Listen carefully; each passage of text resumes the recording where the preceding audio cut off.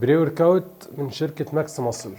المنتج ده يعني نقدر نقول كده شد انتباهي، وقالوا ان هو كويس، فيه 5 جرام سترولين وفيه 250 جرام كافيين، ملي جرام طبعا كافيين. جرعة على فكرة اللي انت محتاجها في اليوم 400 بس، ف 250 دي تعتبر اكتر من نص اللي انت محتاجه في اليوم. يعني لو خدت معاك كوباية قهوة كمان انت كده داخل 350 اللي هي الجرعة اليومية يعتبر، ما ينفعش تزود اكتر من كده.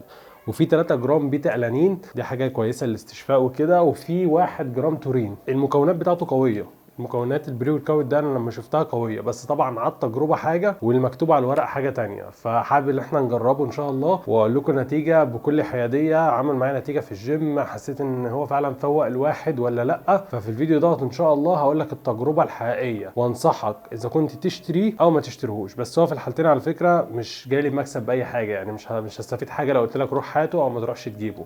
بس دينا هنجرب ونشوف منتج مصري، وخلينا ننصف المنتج المصري او نشوف على الاقل يعني ايه، نحطه كده تحت التست، تحت الاختبار. واتمنى طبعا ان هو يبقى كويس يعني. فنروح الجيم كده، انا هاخده دلوقتي او هاخده لما اوصل الجيم، ونشوف بقى التمرين ان شاء الله تبقى عامله ازاي.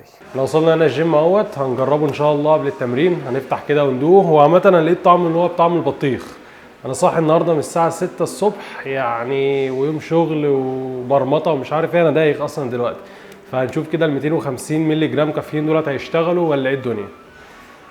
متوقع ان هو طعمه يبقى مش حلو، يعني المكملات اللي هي البري ورك اوت عامه طعمها مش حلو. بس الاول نرجه، مكتوب انت لازم ترجه كويس فلازم نرجه.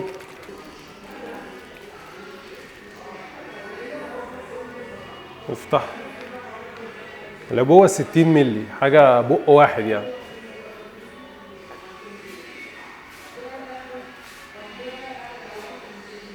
طعمه حلو على عكس المتوقع. شوف بقى النتيجه. لسه مخلص تمرين دلوقتي، والصراحه رايي خرافي عن المكمل. يعني البري ورك اوت بصراحه ما كنتش متوقع ان هو جامد كده، بس المكونات اللي فيه فعلا طلعت هي اللي موجوده. وال 250 جرام كافيين فوقه الواحد، انا مش عارف انام ازاي النهارده الصراحه.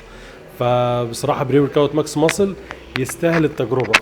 وبجد الكلام دوت ملوش اي علاقه باعلان ولا باي حاجه، يعني هو منتج مصري وانا كنت مقلق منه، بس لا، الشركه محترمه وتستاهل. فجربوه وان شاء الله يعجبكم. وسيبوا لي تحت في الكومنتات لما تجربوه عمل معاكم ايه. انا لحد دلوقتي مش عارف هنام ازاي. بس ده كان كل كلام فيديو النهارده. يا ريت لو عجبكم الفيديو تعملوا سبسكرايب للقناه، واحلى سلام عليكم.